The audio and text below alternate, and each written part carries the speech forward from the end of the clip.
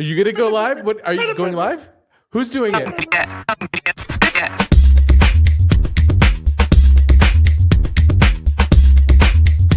It's your professionalism that I respect.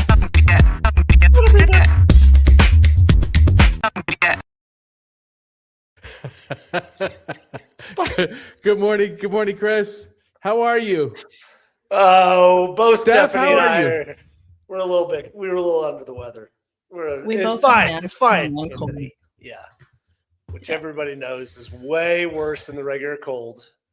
But Yeah. you just look spry and happy and just Yeah, happy I'm to over be the here, weather. Anthony. Not I don't under know- the weather. I don't know what that means. I don't know what that means either, and I don't even know why. Do you I guys laughed at know? Do you guys know why dinosaurs can't clap their hands? that. Why can dinosaurs not clap their hands? Because they're extinct.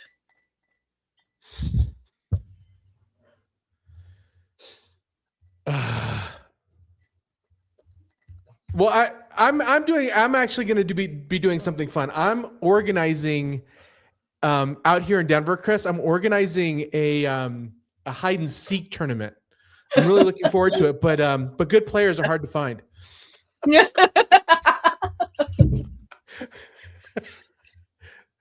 I hate myself for laughing at your joke. Those are objectively two very good dad jokes, and mine is so bad that I kind of just don't even want to tell it because it would bring. I mean, the dinosaur extinct thing is pretty funny. Good players hard to find. That's pretty good.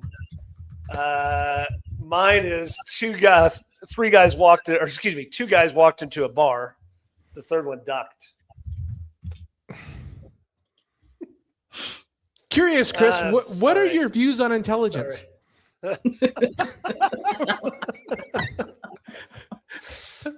Oh man, this is going great. This is already going so great. this Okay, morning. What a well, I'm terrific gonna go take episode. some Advil, cold and flu, and I'll see Yeah, you all right.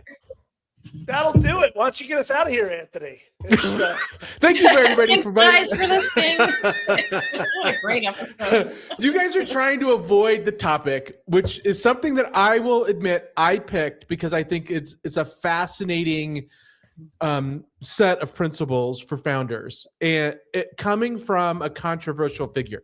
Now, I will say I'm a fan, but I think I am alone on this podcast with that statement.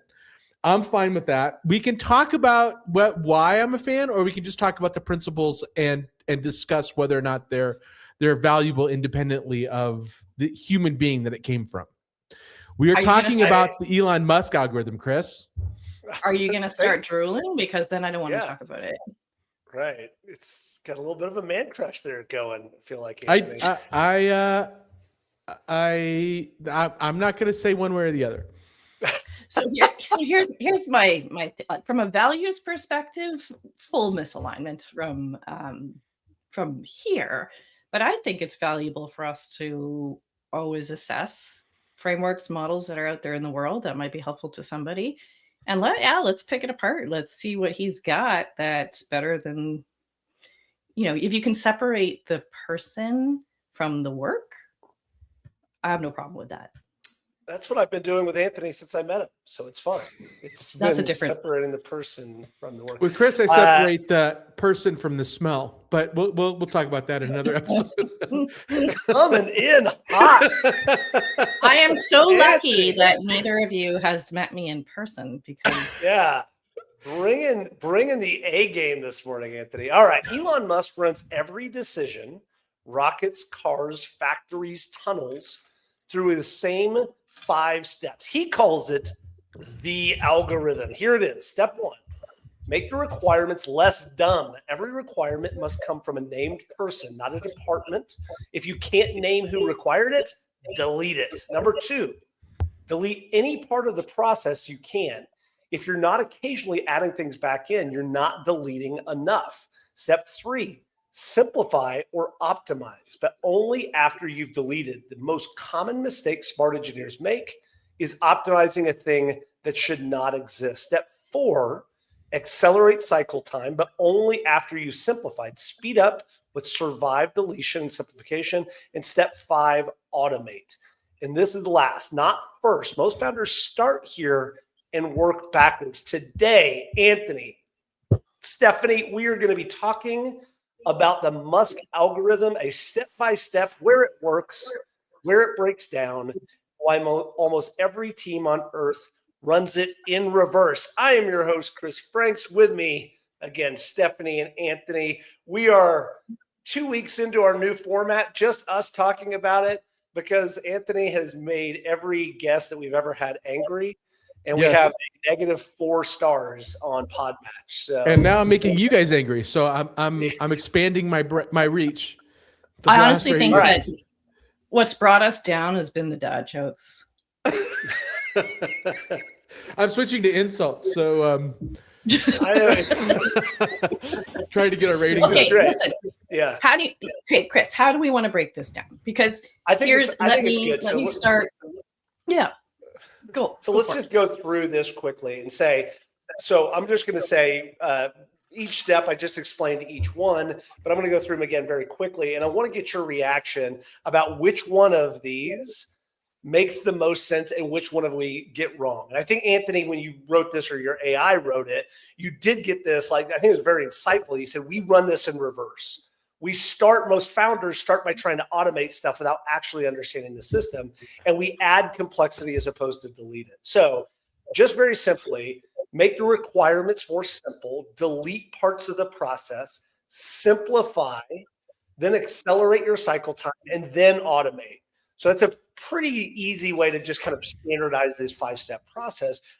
Anthony, you've had a lot of time with this and you've thought through this. What part of this is the hardest? What makes the most sense? What is it that is the most important part of this process for founders to internalize? Well, I think the most important note on this is Elon himself said that he ran this in reverse. Like, he started SpaceX, or was it Tesla? I don't remember which company he was talking about, but he started by trying to automate the factory.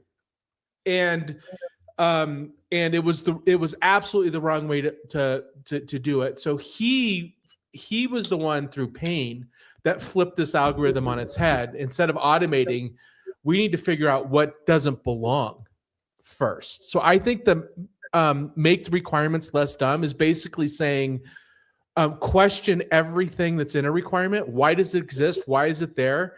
And then also, who insisted on where it lands. I've got a story from the book on Elon Musk about that specifically, but we can get into that later. Well, so let's go into that first step, Stephanie. Make requirements less dumb.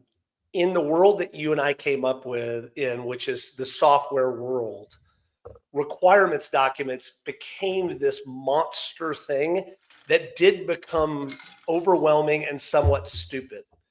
Because as more people came in and added requirements, you started to lose the vision of what this software was. Classically, Steve Jobs was all about the simplification of software, not adding complexity into software. And so what's your take on this idea of make requirements less dumb? I think it's kind of funny because we all agree that sometimes requirements are a little bit dumb.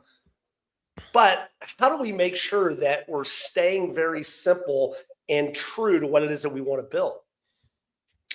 So I come from a bit of a different perspective because, in the software world, like, I am a certified, like, SAFe certified agile product manager and, a agile specialist. Like, so in the software world, we started with agile, and agile became like an anchor around, like, it was meant to be velocity, but it became, people would implement agile and they would, like, slow their whole business down. And then SAFe is the kind of new version of agile. I look at these things here in the algorithm and I don't see anything particularly insightful or interesting about them because, in theory, this is what SAFe is been about all along, right? And so what we used to do was waterfall, where we would have to get every single requirement in the world documented before you start doing any sort of development. And the agile version of software development and product development is about iterations and not getting stuck in that big, and you ruthlessly cut. So the constraints in the container that Safe puts in place is meant to do all these things. So the only piece that I sort of took out of this that was valuable, I think, was that the concept of people trying to over automate in the beginning and automate things that they don't need. So the sooner you can get to working with customers, the sooner you can understand what matters and what doesn't. Anthony, the piece that I'm taking away from step one is I've seen so many really smart, good founders fail because they try to build something. They have a great idea and they start it and they can do an MVP and something lean. And then when they actually start trying to build the thing that they're going to take to market, they way overbuild it. And classically, there's all kinds of famous sayings in here, including, if you're not a little bit embarrassed when you launch, you've launched too late, things like that. I think that the question I wanted to ask here, particularly in step one, when we're talking about requirements, is internalizing that for a founder. How do we not add features onto the product? How do we make sure that we keep this thing as lean as it possibly can be? And this could be a product and or service. As a matter of fact, it's way more dangerous in the service world because it's way easier just to add stuff to your offering. Yeah, I'm going to try to keep this in Musk land just to annoy you both. You can't say that a Tesla car, he couldn't launch a car and make it an MVP. No. Right? And so really, when you dig into this step one, make requirements less dumb, it's not about simplifying the product. It's about pulling the requirements that are put in there that just simply don't belong, that have no reason for. I'll give you a very relevant example. So on the factory, in one of the Tesla models, I think it was one of the first one, they had this pad between the battery pack and the passenger compartment. It was really expensive and added a lot of time to the development process or to the manufacturing process of the car. And so Elon was like, okay, so he went in and asked somebody like, why is this there? And they said, well, it was put in there by the safety team because it prevents fires from getting into the cabin. So he went to the safety team and he said, why is this pad there? And they're like, well, it's not because of that. It's because of noise. And the noise team said it needed to be in there. And he went over to the noise team and they're like, no, the safety team said it needed to be in there. And it was so they removed the pad. The noise didn't increase at all in the car, and the fire safety didn't improve at all. So he literally just looked at a requirement that nobody knew why it was dropped into the car. And both departments thought it was the other person. So one, they didn't name who added the requirement, so you couldn't figure out why it was there. And two, the part didn't need to be there at all in the first place. So it had nothing to do with features. It had to do with the wrong requirement. So when I look at this, make requirements less dumb, it's not about features. It's not about serving customers. It's about, does this thing even need to exist in the first place? I think it's a really smart way of looking at it. Requirements come from what you understand about what you're trying to achieve, right? So the lesson here for me is to ensure that you have almost like a mini company, like a set of values or a set of objectives that everyone's aligned around when you're building requirements and that they can test against, right? Like I just stated that there's a requirement. Does it like meet all of these? Can I answer all these questions and still say yes, right? And that has to come back to, what are we actually trying to build? The example of what you just mentioned about the little pad behind the seat. I mean, that happens all the time, right? Like it came out of some conversation at some point in time, and so being able to track where all of those requirements come from, what you're missing is the process with which to continually question them. Like, at what point in time does that hold your production back? There's two parts of this that strike me. And the first one is this idea of dogma, which is this is something that is true in every size of a company. It can be true for a one-person company. Is you start by going, oh, well, customers definitely need this. And then suddenly 3 or 4 iterations down, you haven't gone back and asked that question about like, wait, why? And so classically, we talk about this as thinking from first principles, which is there is no such thing as dogma. There's none of this thing of like this sunk cost, like, oh, we just have to do this. We have to have this pad that's there. And then secondarily is having an organization and having enough power or say within the organization for other people to ask those hard questions, not just a single person. And I think both of those can be difficult. Okay, let's move on to the second step, which is delete the part of the process. This to me is the thing that I actually like the most, because we as humans, and particularly founders, we have something called the planning fallacy. The planning fallacy is we believe we have more time and attention and ability. And so we add complexity into process. You know, it's not intentional. We just start to add complexity into places where it shouldn't have. And simplification is such a powerful thing. Talk to me about how you think about this, Anthony. How do you start to delete? How do you start to simplify process? I think it's always iterative. So I go in this in cycles where I overcomplicate something and then simplify, and then overcomplicate it and simplify. And that process of overbuilding and then pulling out actually, I think is hardens the product or the service that you're offering. So I think for me, it's just a natural progression. I overbuild, then delete, overbuild, then delete. I don't know if that's what he's suggesting here, though, right? So one of the problems with the Musk algorithm is it works if there's already a system in place, right? If you're walking into Twitter with a sink in your hands, and you're coming into, and you're going to delete 80% of the staff. When you're a founder, there's nothing to delete yet, outside of maybe your plan, or maybe the other way to think about this also, again, pulling from trying to keep in the notion of Musk. He talked about the first Raptor engine and about how it was built because it was the people, the engineers that he brought in did it that way because their predecessors did it that way.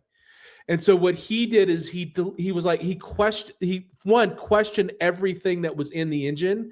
And then 2 said, well, let's just delete that and see what happens. Let's just delete that and see what happens. And I think a lot of people, made fun of him because he had a lot of rockets crash, but it was because he followed this process. Well, it's great when you have enough money to spend on your rockets crashing. Oh, now we're going to get into the billionaire. So if I can reiterate what I heard you say, what I heard you say was that you have to harden the process and then pull out.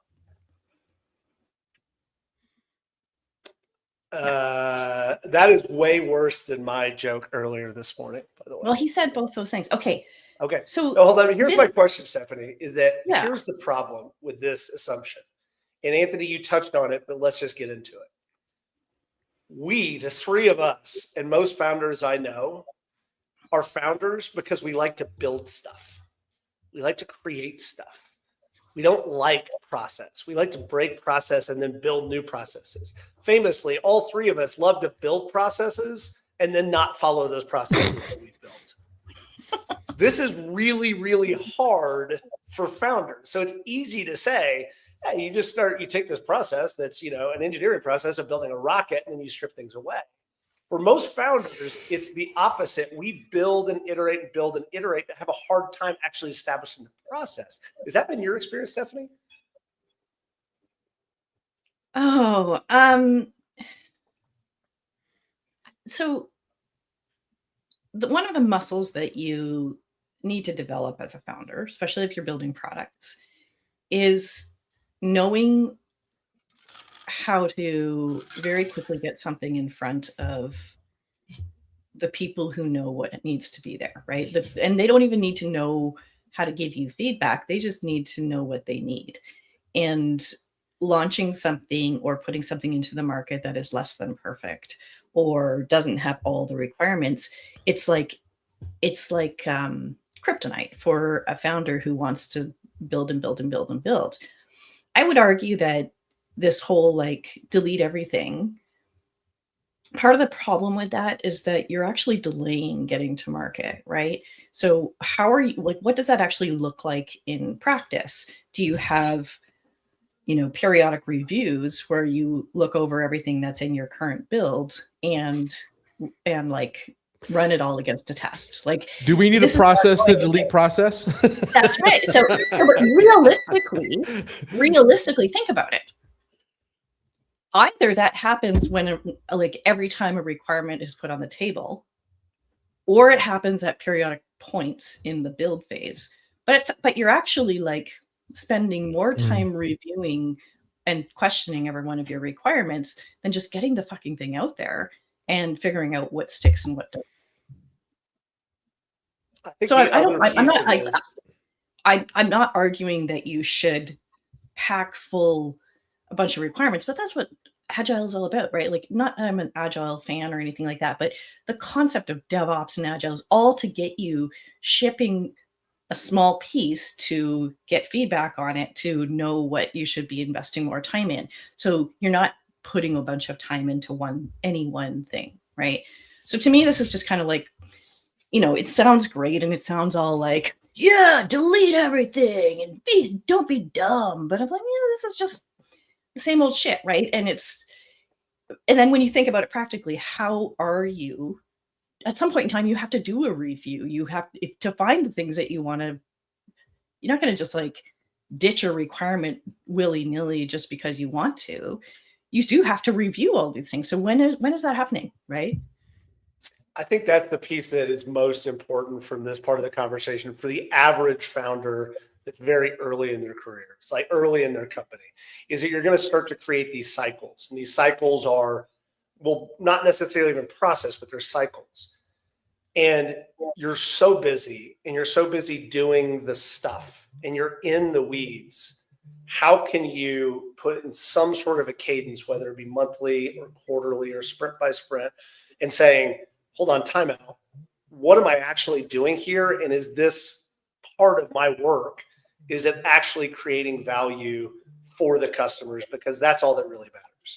And, famously, Anthony, you and I always talk about it, which is I build spreadsheets when I'm super stressed and, want to feel like I'm providing value. And, so I go down and do financial modeling. You build, you crack open and do a logo, right? Like we do things that are not necessarily the most important things to create value. And if you let those things continue, that becomes wasted time and energy on things that you're not going to do. All right. I want to move on to step 3, which is, I think this is the one that's most interesting in this process. And again, for most founders, we're not building rockets. We're building a software product or a service, et cetera. But step 3 is simplify or optimize. And in the notes, it says this is step 3, not step 1. And the order matters most. And what he says is Musk says that most common error in engineering is optimizing something that shouldn't exist. How often have you spent a quarter perfecting a workflow that should have been deleted in a week or two? This is classically a startup problem. We spend a ton of time working on a feature or a product or something that doesn't need to actually serve our customers. So Anthony, take this step for us. And how do we think about this step as a founder? So I'm going to apply the Musk algorithm to the Musk algorithm and say step 3 and 2 should be combined into one step.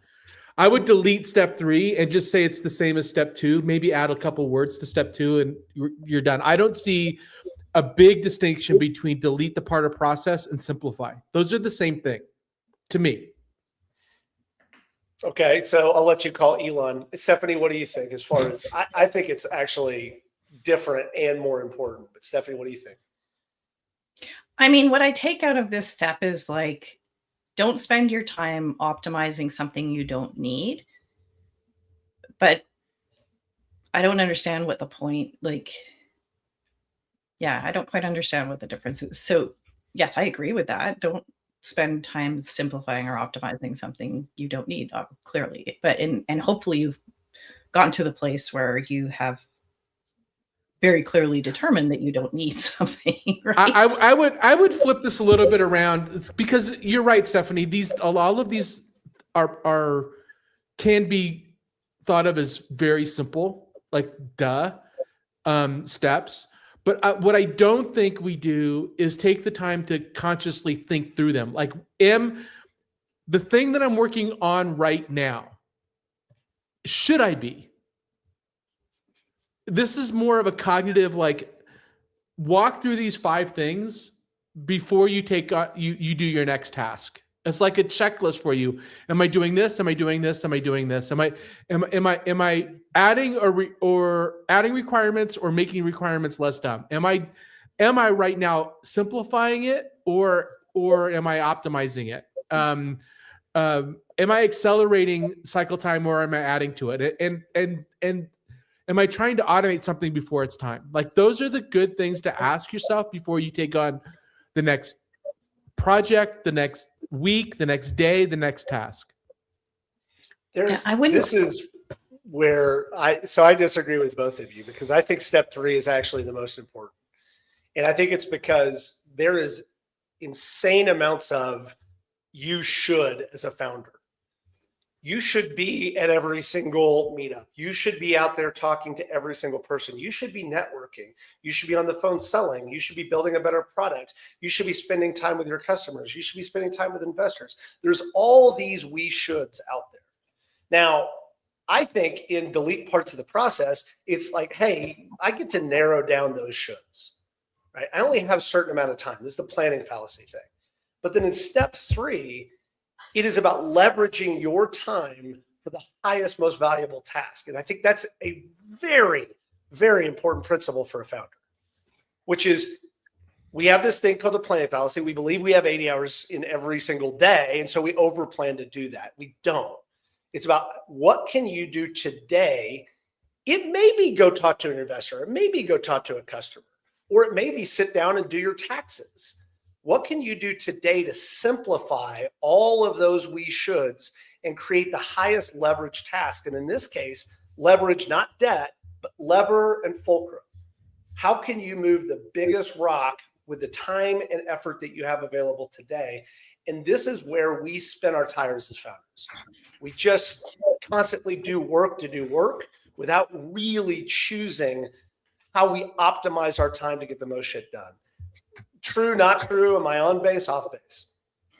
I have a sort of a perspective on this that, I'm 50. I've been through however many startups and however many projects. And at this point in time, I know there's a phase where we have to be not optimized and do things a little bit more in a little bit more difficult way, so that we're not investing a whole bunch of time and effort and work into something before we've tested whether it's valuable. So for example, I'm building a piece of software right now, and the most elegant way for me to build this piece of software would be to,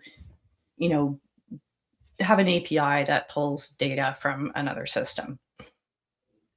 I don't know what I want yet. And to get the API, I have to apply to be on the developer program for this company. And there's a lot of investment in doing that. So until I am ready to do that, I'm doing things in a bumpy way. I am downloading CSV files and I'm building a piece of the software to upload those CSV files until I am certain what I need and how I need it. And I tested it, and I want to make sure that my system's going to do what I need it to do before I go through this lengthy process of applying for this partnership program. So there's a piece of messiness that actually gets us the right information before we invest in doing a much bigger thing. So that may not show up on this radar as simplified or optimized, but it's incredibly important. It's a great point because there is a creative process. I feel like that this whole algorithmic approach is about optimization of time and effort, but there is a creative process before this, right, Anthony? Like you do have to kind of be in the messy side for this for a while. Yeah, I think it's, again, going back into it, it's very cyclical. It's creating chaos and then order from that chaos and doing it all over again. Yeah, So- I mean, all these like frameworks are fine. They're fine, and you can take some thinking out of them. But when it comes to what is real and what actually happens, I think sometimes they can almost be make you less agile, right? Because you try to follow them exactly. So I would take these as sort of advice and ways of thinking about your work and something to shoot towards. But the reality is that things are definitely a little more messy, and blindly applying all of this guidance is actually maybe going to trip you up. I sort of blacked out for a few minutes because after you said I'm 50, I just started thinking about Molly Shannon's skit on Saturday Night Live.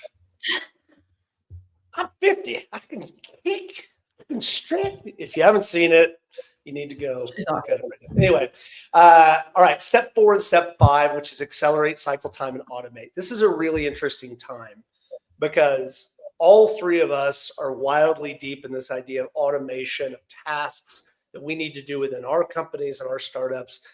We're at a magical time where you can do a startup with way less people if you know how to automate things. Cycle times are reducing. Productivity is going up with AI.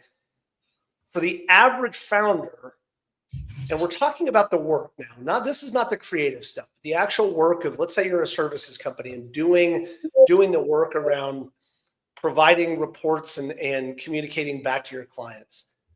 How do you think about this idea of reducing cycle time and reducing cycle time through automation or vice versa? Which one of us are you asking? I'll start with Anthony because, I mean, like, Anthony, this podcast we've done, you have about 90% of it automated. It probably takes you only 5 or 10 minutes to actually do the work around scheduling, terrible episodes. Yeah, what do you do I'm for just the rest kidding. of the I'm day? just kidding, Anthony. I'm just kidding. What I do for the rest of the day. Yeah, what accelerate cycle time in this circumstance was, let's wrap this episode up more quickly. I think this is the most undervalued principle in the algorithm. Time is the only limited resource, only true limited resource there is, and every second counts. So as I'm building something, and I'm also building. I'm not only building software, I'm building the infrastructure, the harness that builds that software, and I am hyper focused on, 1, improving the harness, and 2, improving the speed at which it writes code. Because then I can write more code, and I can write better code. Not because speed writes better code, it's because I can catch bugs quicker. I can find things. I can do the wrong thing faster and then correct it. So I think cycle time, if you're in a factory, seconds count. Number of units per hour matters. If you're an accountant, a knowledge worker, a lawyer, all of the things that we do, being able to output more faster is core to offering more value to your customers. Stephanie? I disagree. I don't think we're in a frigging lean manufacturing. I mean, if you're in the manufacturing world, this is a different conversation. But knowledge workers is nothing. It's not about speed anymore. It's totally about speed. I come from It's the integration totally about world. speed. Hold on, let me finish. I come from the integration world. I know automation. Like, this has been my world for many years. This is no longer about, you do things faster. This is about shifting your focus to the more valuable work and being able to add something that no one else can add. So yeah, automate the shit out of the things that you know are draining your time, that are, not aligned, but you still have to think, right? You still have to be the innovator. You still have, and what automation is doing for us is freeing us up from doing a bunch of rote, meaningless work. And some of it isn't even rote and meaningless. It's like, actually, my tool is a better brain for sorting through a bunch of data than I am, right? It's looking for patterns. So I think this is less about like, do more faster. It's more about, spend that time that you've got on the things that are actually more meaningful. Anthony, 10 seconds. I'll give you an example. Logo creation. Are you going to get a better logo by generating 5 thoughtful logos or 500 fast logos? In my experience, the first. There is no AI logo tool that gives anything worth shit. But I would argue that generating 500 is being able to iterate 500 times is going to generate a better logo than creating creating 5 ones more slowly. You're going to get more ideas, more areas to eliminate. So the speed of iteration matters deeply. Now, you're not going to get a great logo out of AI, but you're going to get what's not a good logo out of AI. So this is the whole point, though. The 5 is better because they're usually done by a person. And 100%. I'm going to get a much better. I have sat with these stupid logo tools over and wasted hours trying to get something that looks remotely what I'm asking for. 100% agree. Yeah. I 100% agree. But this is the beautiful thing about where we are today, because what you guys are saying is you guys have 2 work styles, both of which you can speed up with AI. I go back to some fundamental principles, which is every single startup is about learning. It's about learning something important about your customers and about having a product that you're solving and learning about this problem. And no matter how you, Stephanie, and you, Anthony, choose to go about trying to learn that thing, and it might be about creating a whole bunch of stuff and then trying to narrow down, or it's about maybe going thoughtfully one at a time. There's no question that the technology today for founders can speed up cycle time if you know it and know how to use it. That being said, I think that the main point that I want to take away from these last 2 is the idea that it is also incredibly dangerous because you can do more faster and not get anywhere. If you don't have a systematic thought process about learning something important about a customer, about creating a hypothesis and saying, if I put this logo in front of this group of people, will they click on this ad or will they click on this website? That is an important way to learn something, as opposed to just sitting there being like, oh, I feel productive because I created 500 logos, of which I'm not actually going to go and create anything behind those logos. And so it is both the best time in the world to be a founder and it's the worst time in the world to be an ADHD founder, which is all of us. And so no, we have medication now. Okay, thanks, Dad. Yeah, that's great. Okay, so we want to get to the speed round, but I want to kind of give you guys an opportunity to say we've been around this, and I think that there's been some really cool stuff we've taken out of it. With the knowledge that this is not necessarily a startup algorithm, it's something about optimizing process for bigger companies. What are the most important takeaways that you've gotten to for founders from this thought process, this framework? I'm not following the question. So if you're saying that what are the most important lessons from the Musk algorithm that I, as a founder, should take away? It's not applicable to everything I do, but what are the things that I should take from this? The ideas that should be most important? This simplifies down to walk the factory floor and figure out how things are being run. Like this, it just goes down to Stephanie's point. This is really simple. Go learn how your company is being run, know it intimately, and figure out where you can drive efficiency. The only way you can do that is talk to your customers, talk to your employees, walk the factory floor. That's it. Stephanie, what do you think? Yeah, I don't think that this is a particularly insightful framework that gave me much, but I think that, if I take anything out of it, it's the constantly questioning, do we need this, right? Like having some way of having a sanity check and keeping us focused on the value creation as opposed to, building something because I can, right? Or because it's cool, or somebody along the way said. So that, however you build that into your process is super important, right? To stay focused on the things that matter. All right. I want to quote Billy Madison here and say, and nowhere during any of this rambling stuff did anything come to mind. I reward you no points, and may God have mercy on your soul. Are you ready for the speed round?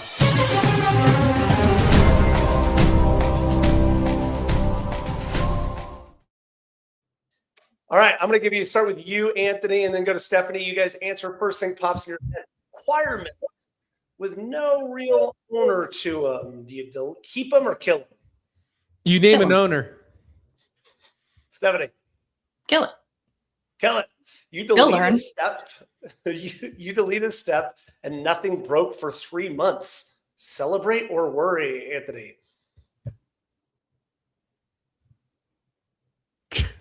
What a terrible what a terrible These are your question. I don't think about it. I just don't think about it after 3 months. Stephanie. It's good learning. I learned something. Great. Optimize your sales process or delete the first half of the steps and then just try to go to close, Anthony. Yeah, I just, do you want to buy? Yes or no? You just need one phone call. You just need one phone call in sales process. Are you buying? Yes or no? I got more phone calls to make. Feel like this is exactly what founders try to do. Stephanie. It's like passing a note in class. Do you like me? Yes, no. Exactly right. No. Anthony, yeah, go ahead, Stephanie, finish. I was just going to say, like, your sales process is actually the thing you should spend the most time on, right? Like understanding it and being creative around it. Name the last process you automated that you should have deleted instead, Anthony. This podcast.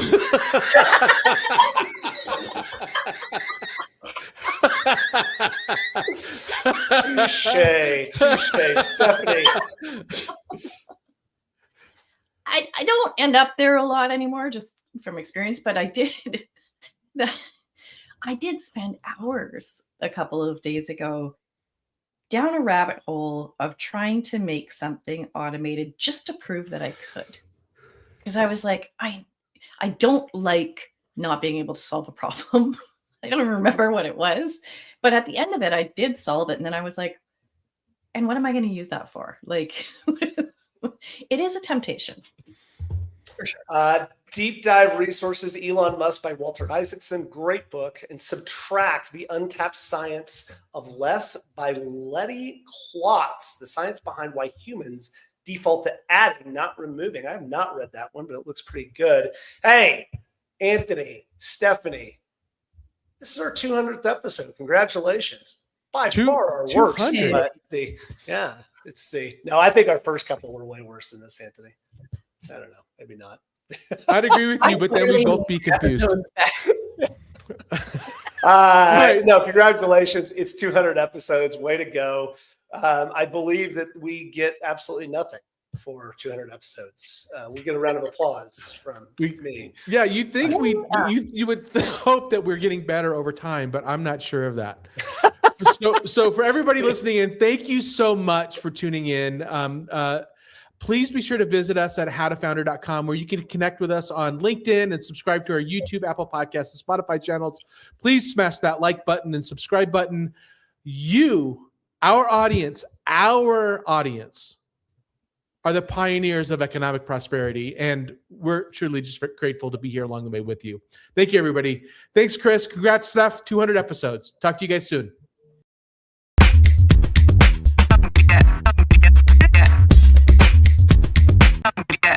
It's almost as if you have no business training at all.